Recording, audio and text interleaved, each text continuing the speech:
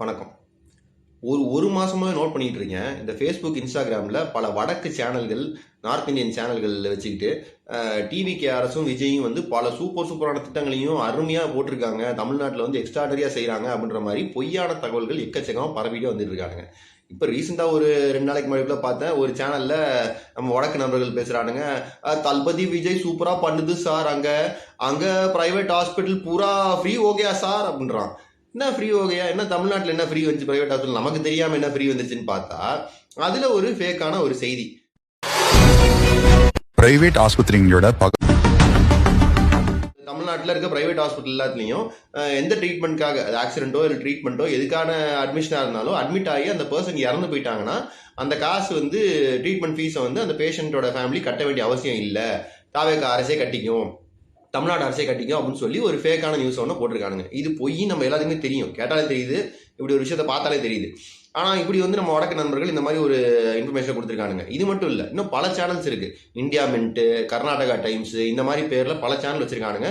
அவனுங்க வேலையே fake news போடுறது தான். அது என்ன ஃபேக் நியூஸ்னா, தாவேக்கா சிறப்பாக பண்ணுது, விஜய் சூப்பராக பண்ணுறாரு அப்படின்ற மாதிரியான ஃபேக் நியூஸ்.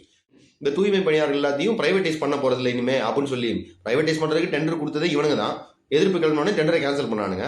ஆனால் இப்படி ஒரு நியூஸ், பிரைவேடைசேஷன்லாம் கேன்சல் பண்ணியாச்சு, தமிழ்நாட்டில் இனிமேல் பிரைவேடைஸ் பண்ண மாட்டாங்க அதை அப்படின்னு. இன்னொரு நியூஸ் பார்த்தா இந்த ஸ்கூல் ஸ்டூடெண்ட்ஸோட ஐடி கார்டில் வந்து இனிமேல் கேஸ்ட் பேர் இருக்காது அப்படின்னு. ஐடி கார்டில் கேஸ்ட் பேர் எப்பயுமே கிடையாது. இவனுங்க வந்து தான் ஐடி கார்டில் கேஸ்ட் பேரே போட்டது. கவர்மெண்ட் ஸ்கூல் பிள்ளைங்களோட ஐடி கார்டில் கேஸ்ட் பேரையும் சேர்த்தாங்க. அது மிகப்பெரிய மோசமான விஷயம். ஆனால் அப்படி நடக்கவே நடக்காது இனிமே, அந்த மாதிரி இருந்ததை ஒழிச்சிட்டாங்க அப்படின்னு ஒரு நியூஸ். இது எல்லாமே ஃபேக் நியூஸாக இருக்குது. எல்லாமே வந்து நார்த் இந்தியன் சேனல்ஸாக பண்ணுறானுங்க இந்த வேலையை ஃபேஸ்புக்லேயும் இன்ஸ்டாகிராம்லேயும். என்ன ட்ரை பண்ணுறாப்புல நம்ம தளபதினு தெரியல.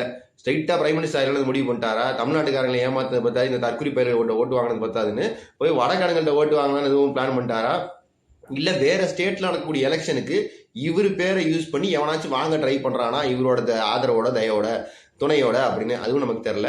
அதாவது இவங்களை பற்றின பிரச்சனைகள் நம்ம பேசலாம்னு நினச்சா ஒரு பிரச்சனையை குறைஞ்சது அடுத்தடுத்த நாள் 2-3 நாளாவது பேசணும். நமக்கு அதுக்கான வாய்ப்பே கிடைக்க மாட்டேங்குது. ஒரு பிரச்சனை பற்றி பேசினா அடுத்த நாள் அடுத்த பிரச்சனை, அடுத்த நாள் அடுத்த பிரச்சனை, அடுத்த நாள் அடுத்த பிரச்சனை போய்கிட்டே இருக்கு. இப்போ நேற்று ஒரு பிரச்சனையை பற்றி பேசுகிறோம், இந்த இவரை பற்றி அமைச்சர் விஸ்வநாதன் பற்றி பேசணும், அவர் வந்து ஸ்கூலில் பொம்பளை பிள்ளைங்க காலை பிடிச்சி அமுக்கி விட்டாரதை பற்றி பேசணும்னா அதுக்கு மேலே நாள் கீர்த்தனா அவர்களை பற்றி பேச வேண்டியதாக இருக்குது.